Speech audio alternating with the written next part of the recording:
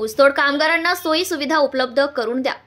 उमरखेड तालुक्यात ऊस उत्पादक शेतकरी यांनी प्रचंड प्रमाणात लागवड केली।